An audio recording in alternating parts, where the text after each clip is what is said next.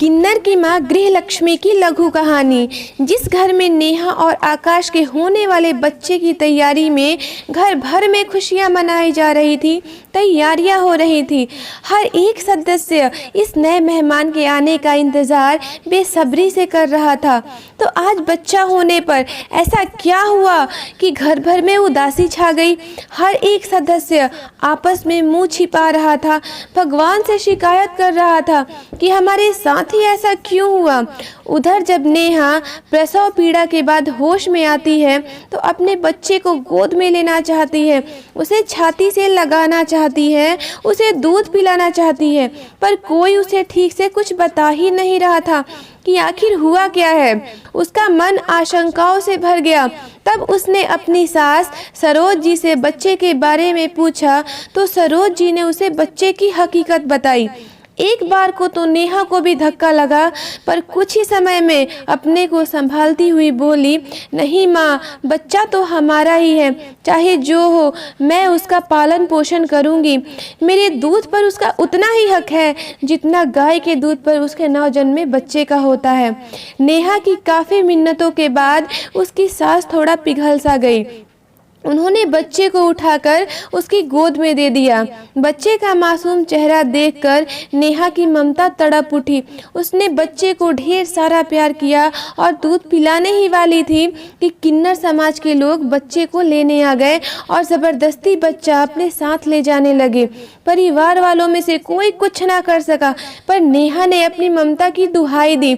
उसकी पीड़ा के अश्रु उसके आंखों और उसकी छाती दोनों से बह रहे थे। उसकी यह दशा देखकर किन्नर समाज की महारानी पद्मा को अपना बचपन याद आ गया कि किस तरह से उसको भी उसकी माँ से अलग कर दिया गया था। उसकी माँ भी तरसती रही और उसका तो जैसे सारा जीवन ही यातनाओं में बीत गया। सोचने लगी, कहने को तो दूसरों की खुशियों में जीते हैं हम, हंसते हैं, गाते हैं, पर क्या किसी ने हमारा दिल पढ़ा है, हमारी व्यथा जानी है कि क्या हम खुद के लिए खुश नहीं हो सकते। ऐसे अनेक सवाल उसके दिमाग में चलने लगे। हमारा क्या कसूर है जब ईश्वर ने ही 3 तरह के इंसान बनाए हैं, पुरुष, स्त्री और हम किन्नर लोग। माना थोड़ा समय लगेगा हमें अपना स्थान पाने में, पर शुरुआत तो करनी ही होगी। और अब तो सरकार ने भी हर जगह हमारी मान्यता थर्ड जेंडर के रूप में दे ही दी है, तो क्यों हम इस व्यथा को नहीं बदलते और कब तक नहीं बदलेंगे। उसने सोचा आज से ही यह एक अच्छी शुरुआत करते हैं। ऐसा सोचकर उसने नेहा की गोद में उसका बच्चा वापस डाल दिया और बोली, ले पाल ले अपने बच्चा, मिटा ले अपनी दूध की तड़प, पर देख इसको भी आम बच्चे जैसा ही पालना, पढ़ाना, लिखाना, क्योंकि इन सब पर इसका भी इतना ही हक होता है जितना कि बच्चों का।